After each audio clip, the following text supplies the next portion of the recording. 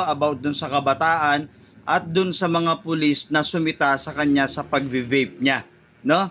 So kaya lang yung isang lalaki pa nakahubad pa, nagve-vape, no? Sabihin niya natin na nasa loob nga sila nung parang karwas Yun ang dating, no? Kaya lang yung the way siyang makipag-usap dun sa officer or dun sa pulis, parang hindi kaaya-aya no? Parang kumbaga sa bully, may attitude, parang maangas ang dating, sa madaling salita, may angas, no? At ang hirap nun, minumura pa niya yung pulis. So hanggang kailan niya gagawin yun, ano? Abangan natin kung saan talaga hahantong yung ganong sitwasyon ng kabataan. Ang tatapang ng kabataan ngayon no? So sige, yung napapanood yung video na yan, kayo mismo ang humusga, no? Buti mabait pa yung officer no? Mabait pa yung mga pulis pinagsabihan lang naman siya, nagve-vape ka. Siyempre, yung vape, sabihin na natin na sa private property ka. Nandun ka mismo sa loob ng area mo o nasa loob ka ng garahe, no? Kaya lang, siyempre, yung usok nun, talagang hindi mo mapipigilan yung lalabas at lalabas yun. So, nadaanan siya ng pulis, may nakahubad pa nga ni... o, di ba may city ordinance tayo na bawal nga nakahubad? Tapos yung nagve-vape, kahit pa sabihin hindi ka wala ka sa labas ng karsada or kalsada, kaya lang, andun ka sa tabing kalsada Meron lang guhit lang doon para sa lugar mo, tapos yung usok mo naman, lumalabas ng private property mo. O, di ba? Di abala rin sa mga nagyoyosi, ay sa mga hindi nagyoyosi, no? Or mga nagve-vape. At ito pa nga, kung mapapanood niyo yung video, medyo may kaangasan magsalita. No? Hindi na lang, siyempre officer yun Pulis yun Di ba inahamon pa niya na maghubad ka ng uniforme mo? So anong ibig mo sabihin? Bakit mo pinaghubad ng uniforme mo? Ng uniforme yung pulis? Anong gusto mo mangyari? Halimbawa, naghubad nga yun, na-attempt, talaga na-trigger, may mga, hindi naman lahat, no? Paano kung yung pulis, mainitin ang ulo? No? Yung talagang buryong, or talagang medyo matikas din yung pulis, maangas din ang dating. Buti mabait yung pulis na parang ang dating siguro sa kanya, wag na nga lang natin patulan to. At saka, ang lakas kasi ng loob ng kabataan, may nakakamera no? Vlogger ang dating niya kaya lang magulo nga lang mag-camera, no? Kaya konting na, ginagawang content na sa mga nagbablog. Basta may video lang, malakas na ang loob, no? Pero abangan natin kung kung hanggang saan talaga yung angas, yung ang tawag doon kasi arroganteng pananalita no? Hindi nilang daanin sa sir, pasensya na po. Parang gano'n. Yung dating bagay kasi, iba-iba ang ugali kasi ng tao Pwede mo naman sabihin na, sir, pasensya na po. Sige, dito na lang kami sa loob. Iano na lang namin para hindi makaamoy. Or yung matapos na lang yung komosyon. Ibig sabihin, wala na lang issue. No? Pero hindi Talagang pinoprovoke pa niya yung pulis Para may gusto pa siyang mangyari. Kaya nga pinauhubad niya yung uniforme. Paano nga kung naghubad niya ng uniforme yun at pumatol din? No, buti na lang siguro sa sabi ng pulis siguro, wag ko na lang tong patulan. Sayang yung pinag-aralan ko, sayang yung taon na ginugol ko sa pagpupulis ko. Tapos ganito lang may encounter ko. Buti na lang mapagpasensya rin si mamang pulis. Pero dahil nag-viral yung video, titingnan natin kung hanggang saan yung tapang or angas or arrogante nung kabataan na yon. Ibig sabihin, kung nakalusot siya dun sa ganong ginagawa, sa mga susunod pa, ganun malamang ganun din kasi nakakalusot Parang ang dating sa kanya, may paninindigan ako, tama yung paninindigan ko na ganun ang sinasabi ko. So, tingnan natin kung hanggang saan nga, no? Pero, kayo mismo ang humusga. Panoorin po ninyo yung videos.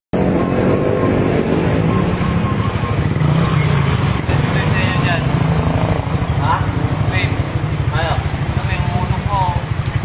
Kami? Ay, sa property lang. Sa private property kami. Ito. Nasanong ba kayo? Oo. Ito yun. Loob ko. Ayun no. Ayun, may ex yan Ay, yung ex dyan, bawal yung namin. Bili niya na yan sabi nga. Mga nagdaya mga nagdaya. Yung mga property na yan, Ang pangalan mo? Wala nga, tawagan ko kasi ano. Ano yun? Bakit? Oh. Violation. Ito pag nasa mandatory tayo, pag ayan nandyan, ibig sabihin, public. Domingo. Pag nandirito, private. O, di ba? Okay. Para magkaalamanan tayo. Di tayo. Pasok kayo para magkaalamanan tayo. O ano? Di ba? Para makarating sa EP nyo. O, tara! O, tara! Tara! Magkasubukan talaga tayo ngayon.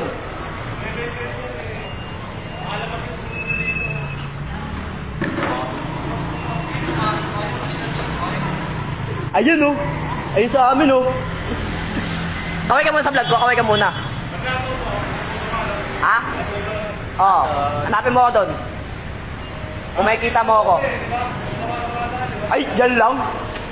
Okay. Oo. Para magkaalamanan tayo. Pag inakit ka na sa taas. Oh? Oh? Tawag mo muna.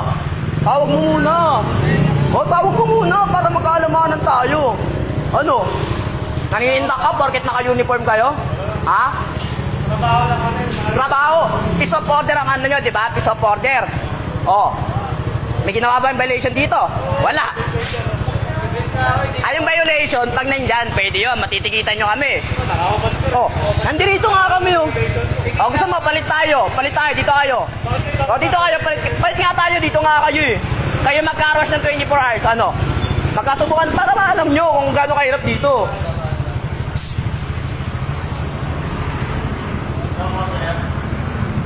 May ano po kami dito, mga... Pag ginawag kayo sa taas, magkaalamanan tayo. Paparating nito kay Mayor talaga. nasa dyan na ano. City Ordinance? Ha? City of Ordinance? Pag nandyan, pwede, di ba? Pag nandyan, pwede. Wala yun. Alam nyo, ang maganda huliin nyo, nasa Senado, hindi kami. O, bakit? O, ano kinalaman, o? Andun, o. Andun, ako 9-6. Sino kaya 9-6 sa ating dalawa? Alam ko yung mga 10 codes nyo, tanga. Ano? O, ano? Baba mo. Magkukunin nyo yung uniform nyo para malaman natin. Ano? O, ano? Diba takot ka, tanga. Takot ka. O, bumaba ka rito. Barin mo yung uniforme mo. Barin mo yung uniforme mo. Barin mo, bobo ka, tanga. Matapang ka, may baril ka. Putok mo. Yung ina mo. Magkasubukan na tayo ngayon. Tatakutin nyo ako rito?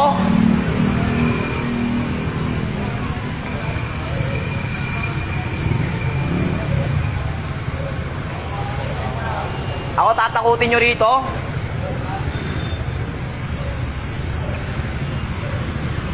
Magkasubukan na tayo ngayon.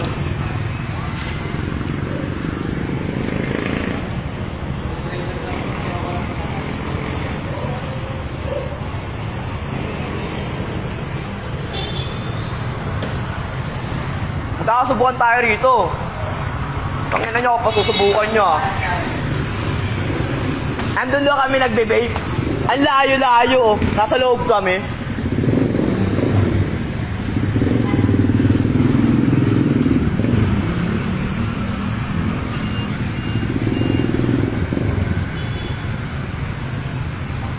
Tawag mo si Mama. Ano, wala, TY? Thank you!